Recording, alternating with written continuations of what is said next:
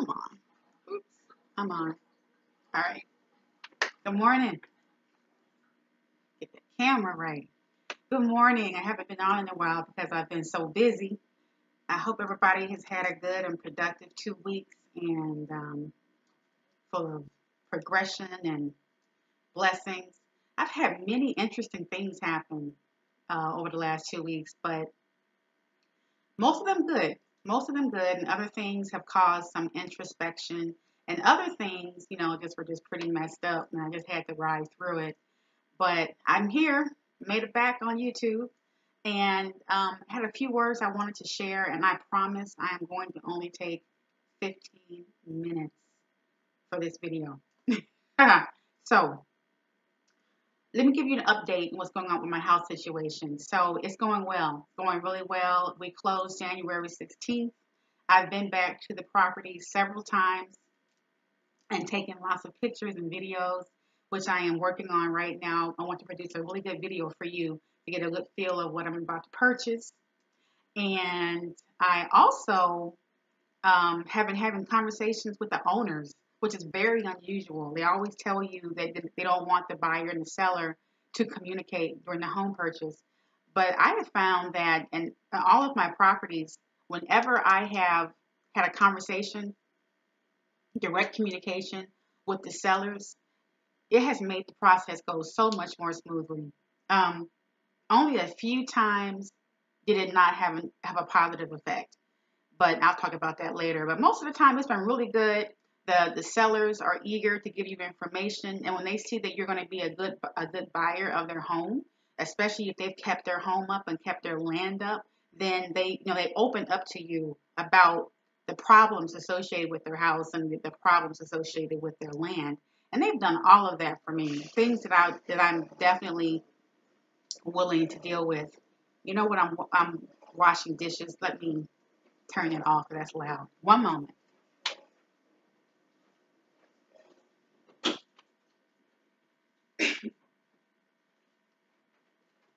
Okay.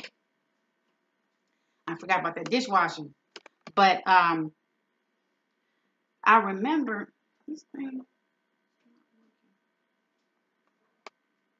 Oh God, me and technology. All right.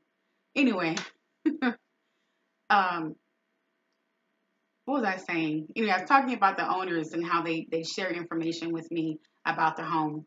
So conversations have been really good. The owner has walked the husband has walked the property with me, all 8.75 acres of this property from every corner along the stream slash creek that's in the middle of the property, and then to the front regions, and just kind of giving me all the insights I need to know about what my boundary lines are, what the easements are on the property.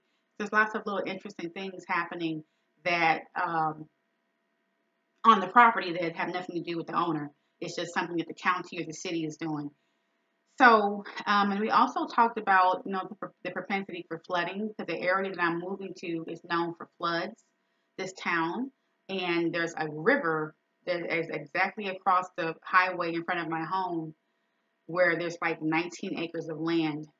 So when the appraisal came back, really good. I'm going to have like $2,000 of equity going into the home before I even purchase it, because I'm purchasing it for a couple of thousand less than what it's valued, plus my down payment. So I'll be in a really good position there.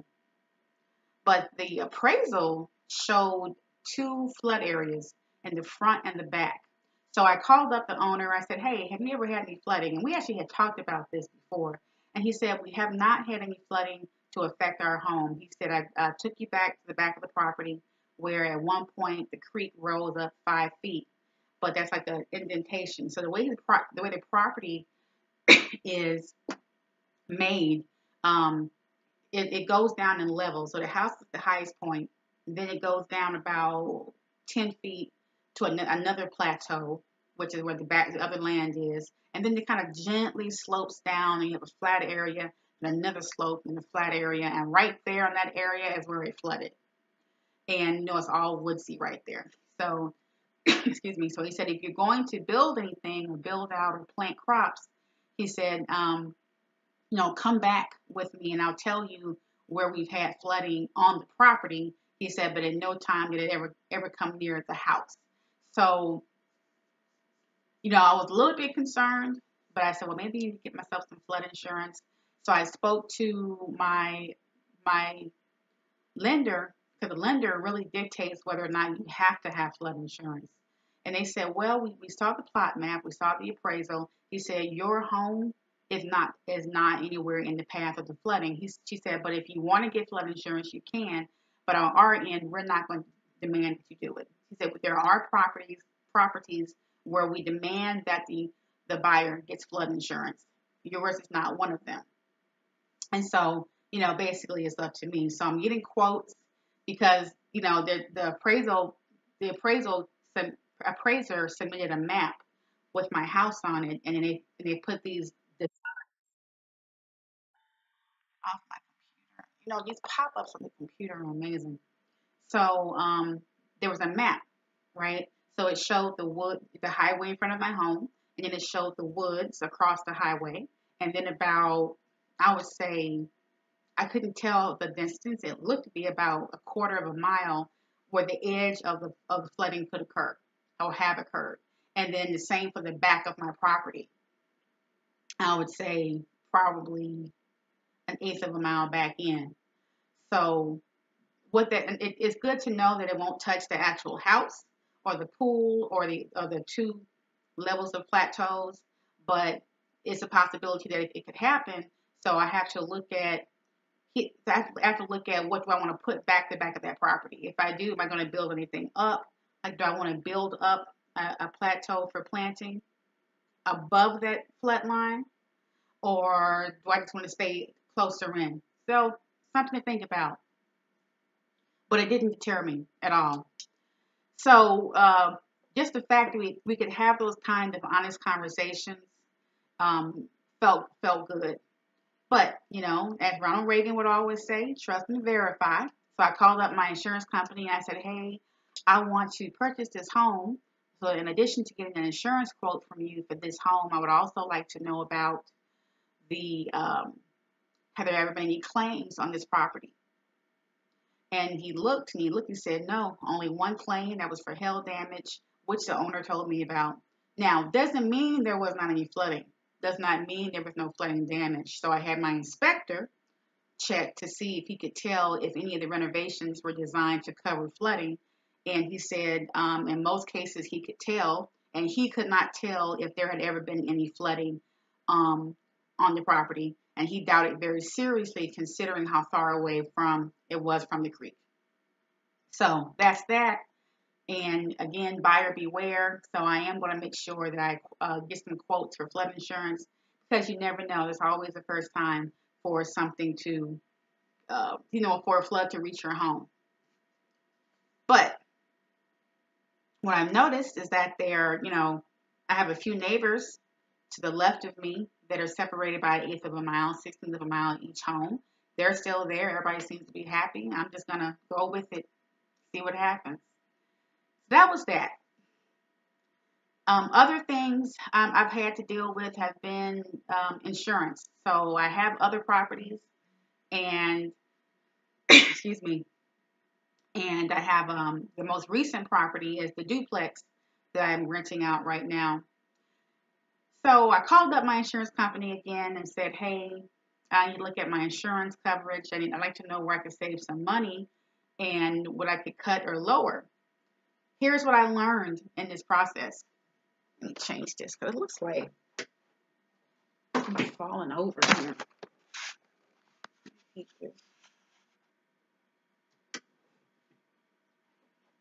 There's got to be a better way to do this. This wire is killing me. Okay. Oh, God. Wow, this is crooked. I'm sorry, y'all. When I move, I won't have this problem when I have plenty of space. Anyway, So,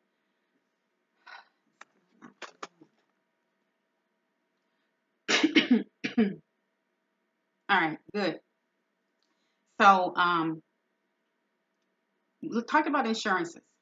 And I said, I really want to know if I'm fully insured, if I'm overinsured, what can I cut? What am I being covered for now? Because what's in my mind is that I'm going to turn the bottom part of my home that I'm purchasing into an Airbnb because it's literally like a whole separate house down there with the 3 bedrooms, the office, the laundry room, the exercise room, supersized living room, all kinds of bells and whistles.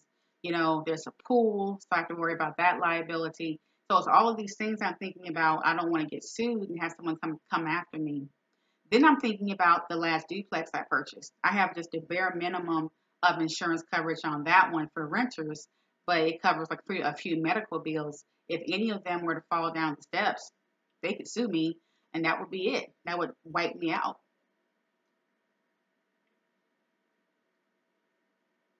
But so we talked about that, and he actually got and discussed my car coverage. So I'm one of those people, excuse me, I sneeze all year long. I just have seasonal allergies.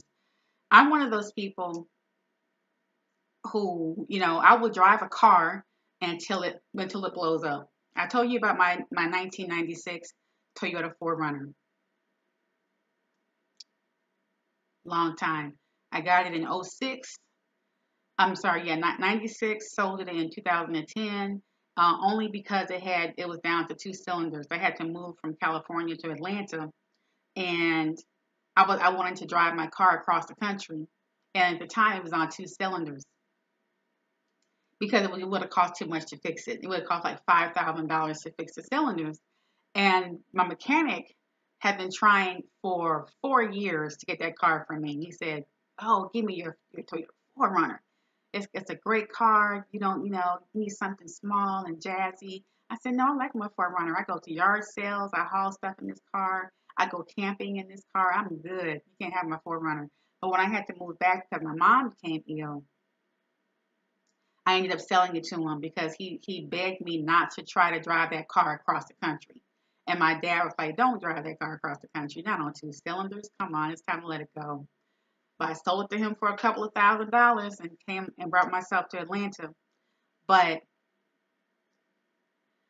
that's an example of how long I hold on to cars. I pay them off quickly and I get every dime I can out of that car. I have yet to get a car to 300,000 miles. I want to be a part of that club, the 300,000 mile club. Haven't made it yet. So my current vehicle, which is a Nissan Xterra, is an '08. All right, bought it in '09 with 8,000 miles. It now has 163,000 miles on it. And, I'm trying. It's had some issues the last 12 months. I've had sensors go out, the cam sensor, the crank sensor. I've had the tire sensors going out now. What else is going out? Just little things. The lights went out in the dashboard where the drive shift is. Little things like that, but the car still looks good. I have new tires on it. The interior is clean. I got all the sensors fixed. So, I see no reason why I need to get another car. I have no car note. I have very cheap insurance. So I said, look, I called up my insurance company. I said, look, what's going on with my, this video is getting long. Sorry, y'all. What's going on with my insurance? And he said, well, we can lower it for you. He said, but I have an idea for you. He said, I know you want to lower your insurance costs. He said, but you have a lot of properties and you have a lot of exposure to liability. And he said, right now you're only insured up to your income from your job. That's not even including the income from your properties, right? Or your business. He said, you need better coverage because if anything happens on your properties, once the medical bills are paid, you're wide open. And in the state of Georgia, they can garnish your wages. They can come after your property and take it. They can go after the income from your property. He said, we've seen it happen. He said, you're underinsured. And he said, bottom line is you're a businesswoman now. You have to act like it. And he said, you are underinsured. And instead of trying to get your insurance decreased, you need a little bit more. Now, I'm pretty savvy when it comes to stuff like that. So I'm listening to him, like, he's trying to get more money out of me. But I actually was Googling and typing on the internet all the things he was telling me. And he actually was telling me the truth. So he offered me this umbrella policy. And the umbrella policy gives me coverage of $1.5 million on each property, okay, up to three, and also a $1.2 million of coverage on my car. So I already have comprehensive and collision on my car, even though it's used, because I figured, you know what, if I get into an accident and the car gets totaled, if I get a couple of thousand for that car, that's something, right? And if I'm in an accident and I'm at fault, then there's some coverage there up to 1.2 million. And the way the insurance company explained it to me was, look, you want an attorney to come after State Farm's money, not your money. So I ended up, instead of, getting a reduction of $26 a month of all of my insurances. I'm sorry, it's 26? No, 36. But then with the umbrella policy, now I'm paying an extra 14 a month from when I called. But you know what? I feel good. I feel like I'm okay now. I'm breathing easily. You can't be too cheap when it comes to protecting your stuff. So that's what I've been doing the last couple of weeks, just dealing with stuff like that. Um, oh, I want to say something too. The owners of this property have been amazing. In addition to being very frank and open, whenever I've asked for something to be repaired, they repaired it. So that's a period where you have a contract period. For those who have never purchased a home before, there's a contingency period for about 10 to 14 days. 10 is the average. We ask for 14. And it gives you a chance to perform your due diligence, perform all of your inspections and ask questions and have things done.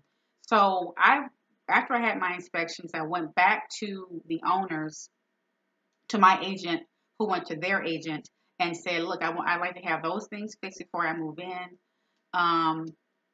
Can you all, make sure that's done? They fixed them. I was shocked. I wish I had asked for some more things to get fixed. And I'm thinking about asking again about the circuit box. There was a couple of things missing. There was a little circuit. I don't think they're called knocks. I can't remember the name of it, but there are a couple of little circuit buttons missing. So I think I will ask them to fix that. But other than that, it's been a really good experience. They've been fixing things with no problem. They've explained things that seemed strange. There was a stain in the ceiling, like a leak, and they explained that the leak was there when they moved in. And the inspector, my inspector, assured me that there was no damage from the outside. It was probably old, and they had the hail damage. So just lots of back and forth talking like that. Emails going back and forth. Documents being sent, reviewing them, asking questions, and doing all of this, mind you, while I'm working full time and while I'm trying to get my tax business ready for 2018. So it's been a lot going on. Here's another wonderful blessing. My camera is about to fall.